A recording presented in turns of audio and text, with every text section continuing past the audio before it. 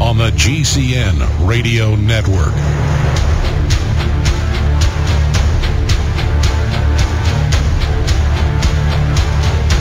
Okay, he is joining us from the road via cell phone, so if he cuts out, he'll call us right back. Congressman Ron Paul, he's been a busy man out there speaking to millions of young people around the country, and we're doing a great job exposing collectivism and the path this country's going on. And on this Friday edition, a few days after the election, we have a couple of minutes here, or 30 minutes or so, with Congressman Ron Paul.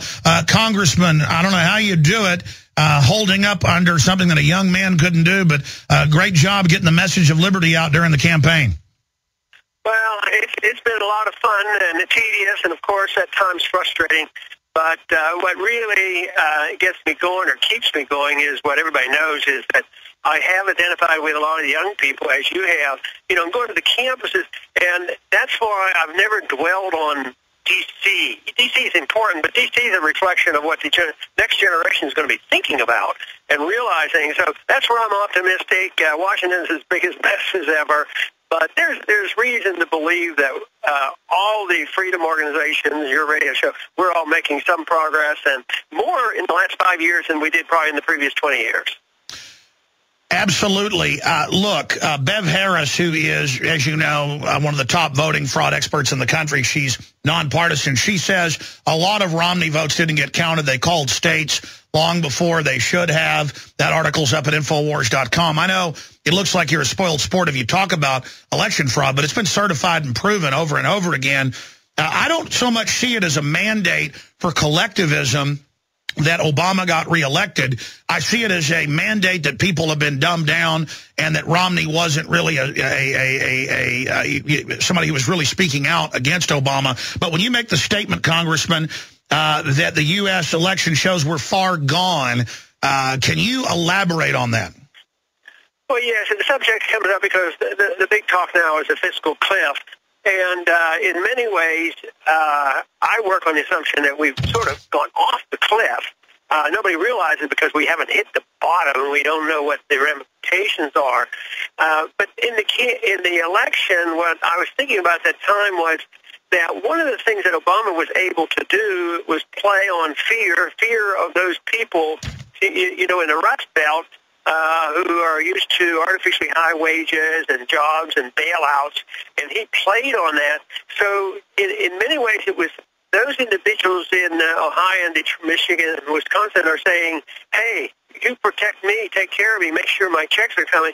And I said it's not a whole lot different than the way they line up on the streets in Greece. Don't cut anything, and the people who are on the dole won it. So in that way, that side of the argument won. But I'm not as down on what happened in the election because 12 million decided not to bother, which isn't all that bad, because they decided they looked at Romney and they looked at Obama, says it's not worth the effort, and they know this whole system is rigged against us if we try a third party, so they just said the heck with it. And but I think those are our supporters. I mean, I think those are people who probably listen to you and pay attention to me, but they know that, the current system isn't working. But I think we're the majority. There's no doubt in my mind, if you take the people who have dropped out a while ago or dropping out now and not enthusiastic, wouldn't vote for either of them, I think they're listening more to what we're saying. That was my next question. I saw some of the breakdowns in areas of Florida and other places where there were massively less Republican voters just not voting this time around than voted 4 years ago with McCain and Obama. And I looked at the numbers and the demographics. I think you're alluding to this, so I'd like you to expand on it, Congressman. Congressman Ron Paul joins us if you just tuned in live here on this Friday edition, that it is the Ron Paul Libertarian Constitutional True America group that was snubbed and demonized and attacked and drummed out by the Rockefeller blue blood Republicans that just didn't vote. I mean, I know that I ended up not voting because of that. Richard Reeves, one of my crew members who was one of your delegates, he ended up not doing that. Most Republicans and conservatives and libertarians I talked to just said, hey, let Obama come in and bring in total communism. Let's let everybody really see what this is like. No more of these fake Republicans who are basically exactly the same, Republican in name only, counterfeit conservatives. I mean, what I'm hearing is people are voting by buying 4 or 5 million guns a month, and they're done. Yeah. Now, people are hunkering down, and they realize this.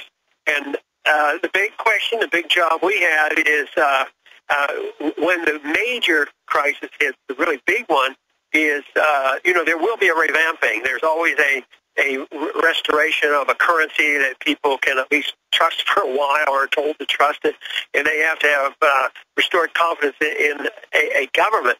And right now, though, the contest is between us who would like very limited federal government and a lot of self-government versus those who want to march onward.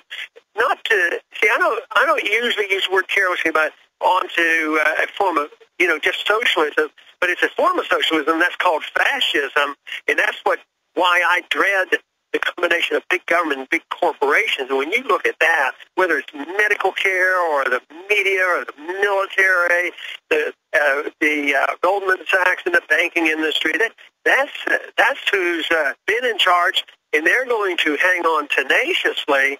So our challenge is very great, but our numbers are growing by leaps and bounds, and people, because of the crisis, they're looking elsewhere because they know that these economic policy of Keynesian and the inflation of the Fed, they're not confident that they can do it again.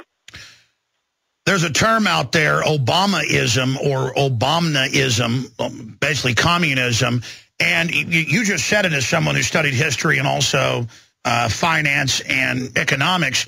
They're always saying, oh, we have the choice of fascism or socialism and the extreme of socialism, communism. But Stalin and Hitler had a pact together.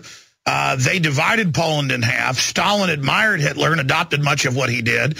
Mussolini and Hitler were actually National Socialists. They socialized things for the general public, but allowed mega robber barons to have a centralized fascist economy. And historically, that's what I've seen, just studying history myself, is you get a socialism or communism on the bottom with powerful, exempt elites or empires that are incredibly wealthy, with the general public fighting over scraps. And I mean, this is the type of real definition we need out there, that liberalism we hear about is not liberal at all, like Thomas Jefferson, a real liberal. This is a virulent authoritarianism. Yeah, and when these changes occur, if National Socialism is defeated, they have no trouble becoming communists. In the communists in Russia, the KGB became sort of corporatists. All of a sudden, that was amazing to me that in 5 years that you had these billionaires, and then I found out that it was the KGB that ended up owning most of the big businesses. They did have more of a market economy, and you can't complain about the Soviets falling apart, but really, many of the same people stayed in charge, so they're very flexible. They want power and money and control, and what they call it is secondary to that. Sure, and again, the proper definition of Obamunism, which I hope everybody adopts, is the high-tax, big government, economic growth-killing, centrally planned economic regime favored by Barack Hussein Obama, essentially the same as communism and socialism. And, I mean, if this isn't Obamunism, I don't know what is, Congressman. When you talk about we're already over the cliff, when you talk about, we are basically far gone, that's not negativity. That's historically being accurate in my well-researched view. But can you flesh it out? You talked a few years ago about something big is coming. Break down where we're going, because I've seen numbers even in the Wall Street Journal that our per capita government debt, individual debt, is far above Greece's even. And so how you expect historically, you've predicted so much of this, what you expect to now unfold as we see the economy imploding just days after Obama gets back in. I was always impressed with talking with the young people on the campuses and telling them how bad I see things. And then the comments afterwards when I would talk to them, they say, you're the only one that gives me hope. And they come across very optimistic. And I think knowing the truth and what to do and offering them something else is a reason for optimism. But my point about us being over the cliff means that I don't work on the assumption that all of a sudden there's going to be an agreement in December or January and they're going to solve spending and deficit problems and the entitlement. Nah, that's not going to happen. So we're over the cliff in that sense, and we're falling off. We just don't know the entire consequences of this. So I see the consequence being that there will be more and more debt and more inflation. The money will finally come out and start bidding up the prices even more so. And today I wrote a little thing commenting on the Germans wanting to get their gold holdings out of the Fed holdings up in New York. And I said, maybe this is the crack in the seams where they're losing confidence of the supremacy of the dollar as well as the supremacy of our political system. You know, we went through depressions, we went through world wars, and we always came out on top. You know, people said, and even now, I mean, we're still on top in the sense that when they have a crisis day in the markets, people will still buy those stupid government bonds, you know, because they don't know where else to go. But I think this idea that the Germans are saying, hey, do you really have our gold? And what if they find out that gold isn't there? What if they decide to go along with our concerns and check and say, tell us where our gold is as well? And that, to me, will combine with the recognition that the war that we took upon ourselves, the drone war and the unwarranted continuous bombing in this global war on terrorism is going to be something that we can't handle because just having a lot of nukes on submarines can't solve those problems. And if we get weakened with our dollar and financially, I think we'll be a paper tiger militarily. And then I see what would happen then is a movement for all the countries that we have belittled and badgered and you know, bombed. They're going to love to come piling on us. And it'll be interesting to see if in the next year or two this whole thing about what Germany's talking about might not be the opening salvo on an international attack on our dollar. And Congressman, as you know, there's a bunch of other countries, a lot of Latin American countries led by Venezuela that are pulling their gold out of England, out of the euro, out of the U.S. as well. And so we really see the battle lines being drawn. We see the Chinese trying to get away from treasuries. And then here at home, we did a National Harris poll for Infowars.com that just came out yesterday, a scientific poll. 35% of Americans would accept the electric shock bracelets that the TSA, actually with Homeland Security 2 years ago, looked at adopting, where we all wear taser bracelets. That way we're all safe. I'm not joking, folks. And also 30%, or nearly a third, in the same Harris poll, said they would accept a TSA body cavity search. This is not satire, ladies and gentlemen. Congressman, you yourself have complained of the abuse at their hands. And now we've seen other Congress people complain of it, and it's getting more intense. What is your take on the 1.6 billion bullets now being purchased by Homeland Security? What is your take on the TSA now on the highways, all of this expansion of the police state? Well, it's all preparation. They say just in case there's an emergency, we have to restore order. Some of them are probably sincere in the sense that we can't control events. They didn't control events. They didn't know when the storm was coming. But if it does occur, you know, they want to. Order is what they want. They want order, and therefore it doesn't prove that they have something absolutely planned on paper exactly what they're going to do and when. But they also know the fragility of the system, like we know. We know it's fragile, and we know that whether it's a storm or a financial crisis, that people are going to get unruly. And my argument is that it is a moral issue, but there's a lot of morality that needs to be taught because people who give out government services they believe themselves to be very moral. Just like, you know, the thug on the street, he doesn't necessarily lay awake at night for what he has done wrong. But I think as the government breaks down and can't provide the services, that immorality will be expanded with the people, and the people will say, well, the government has to do this, and now they're not forthcoming, So therefore, I am going to take what is rightfully my own. And I think our enemies know that, and they'll say, well, even though they have pretended that they were going to take care of everybody who needs help, they're really there to control them. So this is why I think they lay these plans. But it is rather scary, especially since the founders didn't even want a national police force. We shouldn't have any federal agents other than our military to have guns. And now we have hundreds of thousands, I don't know the exact number, I know it's over 100,000 federal agents who are carrying guns. And that number is going to continue to expand.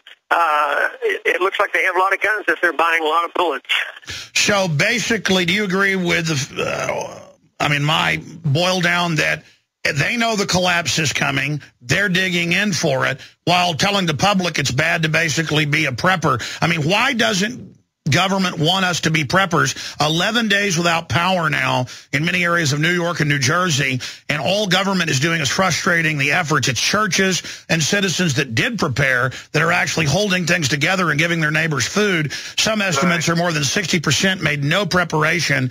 They're just begging the government. That's the Obama disaster plan, is to have just, I guess, a bucket you beg for government handouts from.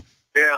Well, that'll come to an end. I don't know if you saw it, but this picture should be used by all of us to show exactly how efficient they are. Did you see the picture of the FEMA office up in New York? They had the storm, then the northeastern come in, and the snow came, and the sign says FEMA office closed due to weather. Yes, I did see that. Did you see that thing? In fact, guys, pull it up. FEMA office closed due to weather. It's all over the place. We can show people watching on TV. Isn't that something else? That is so symbolic of the idiocy. And, people always, they went after me for having condemned FEMA for so long and voting against it in spite of the fact that I took care of a coastal district. But I won that argument over with my constituents because I did more to help them get around the bureaucracy and get through the bureaucracy. And when the police or the feds wouldn't allow them to go in and get their property, we would go to bat for them. So the people themselves are a little bit further ahead than the politicians and the media people think they are. Absolutely. Congressman, moving quickly now in the last 10 minutes we have left with you. What do you expect Obama to do now that he's got 4 more years? In his victory speech, he talked about how we're a collective, we're not individuals. Very creepy kind of "you didn't build it" statements again. He's got constituents literally that just beg incoherently for their free Obama phones. I'm not trying to be mean. It's just very, very sad what dependency does to people. And now they are just racing ahead saying UN gun treaty. And now Dianne Feinstein, it's on record, says she physically wants California style, not just a ban on sale of semi-autos. They want you to turn them in. I mean, that could cause a civil war, Congressman. People are not turning their guns in. No, that's right. And, politically, they generally back off on that. In the last several presidential elections, even this one, Obama didn't campaign on stricter gun control. That doesn't mean he won't work for them, but he knows politically it's not popular. And I think those are the, drawing the lines in the sand. If they knock on the door, they want your gold and want your gun, I don't think the people are going to give them up. But that doesn't put them out of business to harass us. They're going to maybe put more limits on buying ammunition, more taxes on it. They're going to make it more difficult for you to sell your gold or use your gold, and maybe have 50-70% tax on your gold. And they will do this, but that'll just drive the underground economy, to a much greater height. But no, they will continue to do that. So I don't know how this treaty will pan out. I keep always wanting to be, a bit optimistic and say, they can't possibly do that. That's going against the grain. So once again, it's going to be up to us to reach people and not reach just our hardcore friends. I mean, that's why we have to reach out to a new audience as well and say that they have to join us in these efforts. And I'm hopeful for that because we do have the internet, and I know they're trying to attack us there, but we're still able to get more information. Right now, we're riding high on our internet abilities compared to the three major TV networks. Absolutely. Are you concerned about the internet kill switch, cybersecurity, and all these calls to reinstate the fairness doctrine for talk radio? Yeah, I am concerned, but I also hope that technology is so big and so broad that, the private market is able to overcome any obstacles. So, and I don't understand exactly how all that works. Sure. But I hope I'm not naive to think that people can, develop their own protection. But ultimately, the only thing that counts with its guns, the goals of the internet or war, is to awaken the people to saying, we're not going to put up with this. Governments reflect the people. Sure. Expanding on that in the limited time we have left, going to move quick now, Congressman, because I want to get to several other points here. I'm very glad to see that you've taken back over Campaign for Liberty now that you're not running for president and about to finish up there with Congress. So congratulations on that. Very exciting to see you in there because I know you know like nobody else can drive it right with all the grassroots. What do you make of the Republicans and this new spin that Republicans need to get more socialistic and become the Democratic Party to win, when the reason the Republicans have lost, in my view, is that they've gotten so unconstitutional, people are just standing down. That's what the numbers show. What's your take on this talking point we're seeing that Republicans should just adopt Mao Zedong's views? Yeah, it's just diversion because from where we are in this country today, and when we look at our political system, we only have one party, so we're already there. It's just tone and rhetoric is slightly different. So, yeah, they may move a little bit in that direction, and what they say has nothing much to do with what they do. And that's why, we have to watch what they do and where they go. But going in that direction, of course, would be the obviously wrong thing. And I think it's becoming more clear because we don't know the exact numbers of support that we had in the campaign, but it's bigger than they gave us credit for. And I keep thinking of those 12 million that refused to vote. Some of them, maybe a large number of those are sympathetic to us. So therefore, our numbers outside are significant, and I still work on the assumption that it is that attitude that eventually prevails. I mean, when the attitudes changed in the Soviet system, communism, fell apart because it had no strength left, and the people no longer supported it.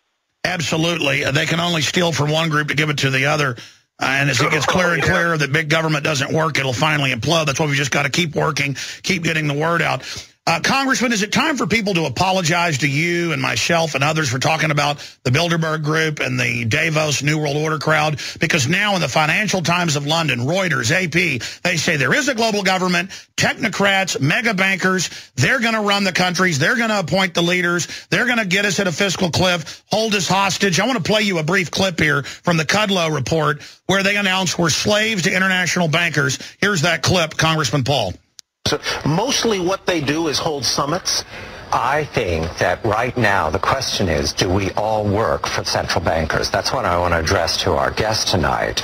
Is this global governance at last? Is it one world, the central bankers in charge? Jim Iuorio, you say we've got some downside here, a correction in the markets. Fine. But aren't we all just living and dying for what the central banks do? Aren't we all just counting on the fact that there's a Bernanke put and that we won't go any lower than, say, 5% down from here? Of course we are. All right, let's stop there. And then all four guests agree we're under world government. They're bragging we're under world government, but then I hear we're not supposed to talk about it, Congressman. Isn't this our strength and not our weakness that we've been right about this? Instead, now we're being told we should not talk about this? Well, obviously, we should talk about it. The fact that they don't want us to means that we really have to talk about it. I've written a speech that hopefully I get enough time to give on the House floor, a farewell speech, and I listed 5 major problems that we face. And one of those 5 is international government. The fact that it's the UN, WTO, IMF, and the World Bank taking over, deciding when we go to war and how to deal with trade. The whole works. So I would say giving up our national sovereignty, it's bad enough that we've given up individual and state sovereignty to our federal government, but I see the giving up of our national sovereignty to internationalism, and they claim, well, they need the WTO to have free trade. They need the WTO to protect the powerful trading special interests, the internationalists. So, yes, that is a big issue, but don't hold your breath on getting your apology, because I don't think Chris Matthews is going to call you or Rush Limbaugh is going to call you in the next week or two. Absolutely. To you. Well, we only got a minute and a half left. Congressman, I hope you can come back again soon. I don't want to kill you, literally, making you work so hard, but thank you so much for coming on the broadcast. In closing, we just want to thank you for all you've done. And can you talk about also the vindication that they now admit, all over the news, LA Times, you name it, that Al-Qaeda was put in by the UN and NATO and our government in Libya, now in Syria. We'll fade the music down for a moment. And is now blowing back on us again. Your comment on that? Yeah, well, it shouldn't surprise any of us, because I think when that, started, and just at the very beginning, I made some projections on that, and before you knew it, the weapons and the support we were given to certain groups were turned against us. So it's, but I don't have to be a genius. You don't have to be a genius to figure out. Very well said, Congressman. This is GCN, the Genesis Communications Radio Network.